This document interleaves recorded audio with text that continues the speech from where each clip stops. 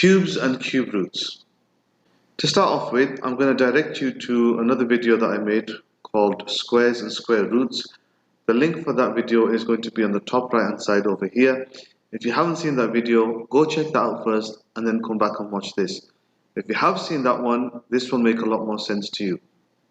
So as explained in the previous video, 3 squared is basically 3 units along and 3 units down, which is why you get 9 squares inside. So for example, if you multiply this side by this side, you'd get 3 times by 3, which is what squared numbers are. They are numbers multiplied by themselves. So 3 times by 3, if you count this 1, 2, 3, and then going down 1, 2, 3. And if you count the individual squares, that's 1, 2, 3, 4, 5, 6, 7, 8, 9. And that's a way of seeing it as being 3 squared and why it's called squared as well. It's just something visual, perhaps it will help you to remember it. When it comes to 3 cubed, I'm going to make you think about something that's 3D, because that's what we're looking at, cubes. So let's say the dimensions are the same, which they are, 3 there, 3 at the bottom, but this time you've got 3 going back. So we've got something that's slightly different to the one before. Now 3 cubed basically means 1, 2, 3, 4, 5, 6, 7, 8, 9. That's the exact same face as this one over here.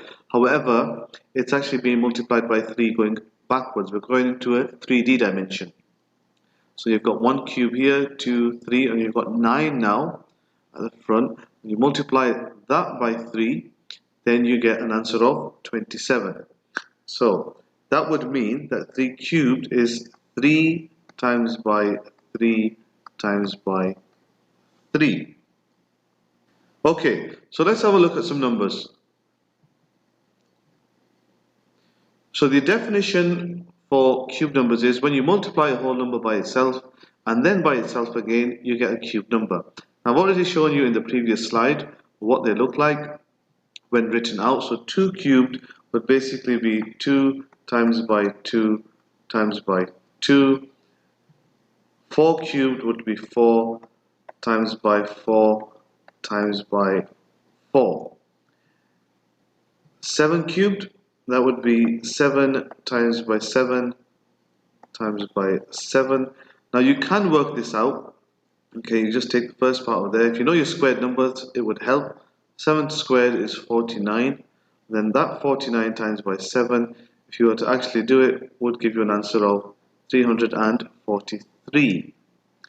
Now, you're not expected to know them all. However, I would recommend that you learn the first 5 cube numbers. So, let's have a go. 1 cubed is 1 multiplied by 1 multiplied by 1, which gives an answer of 1.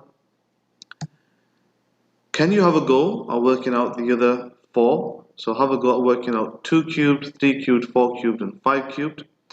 Pause the video and then play it again once you're ready to see the answers. Okay, so 2 cubed, which is 2 times by 2 times by 2, would be 8. 3 cubed is 27. 4 cubed is 64. And 5 cubed is 125. Now it's a good idea to know the first 5 cube numbers just to make it easier for you when you do some calculations later on.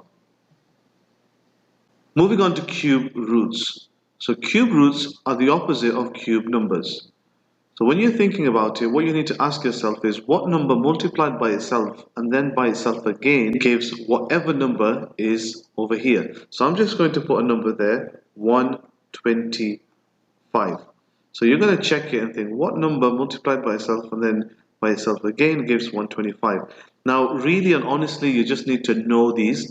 However, it is possible to work it out. So for example, I know for the fact that that answer is 5. But if you wanted to check it and you weren't sure, then just use the inverse operation, but make sure that you divide by the same number. So you've got 125, okay, divided by 5, which equals 25, okay, and then 25 divided by 5, which equals 5. Now the trick is, what you need to look out for is, first of all, that you've got a whole number.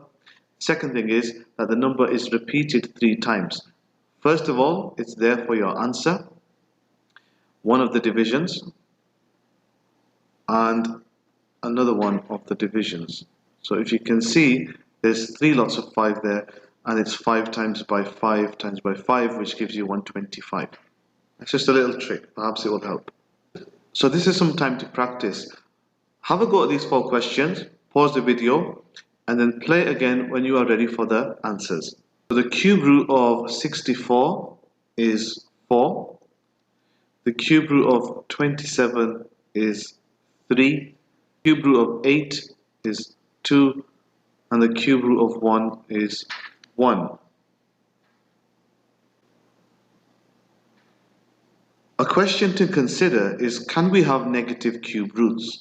So look on this side. When we talked about square roots in the previous video, I said you can have 2 multiplied by 2, which gives you an answer of 4. But you could also have negative 2 multiplied by negative 2, which also gives you an answer of 4. So generally you assume when a question is like this, it's asking for the positive square root, which is 2. And if it specifies the negative square root, then you can write the negative version of that.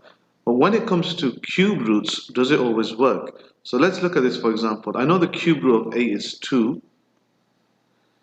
because 2 times by 2 times by 2 equals 8. Okay, that's 4. When you multiply that by 2, and you get 8. But does it work with the negative? Let's have a look. Minus 2 multiplied by minus 2 multiplied by minus 2.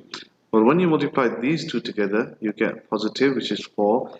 But then when you multiply it by a negative 2 there, you actually get minus 8.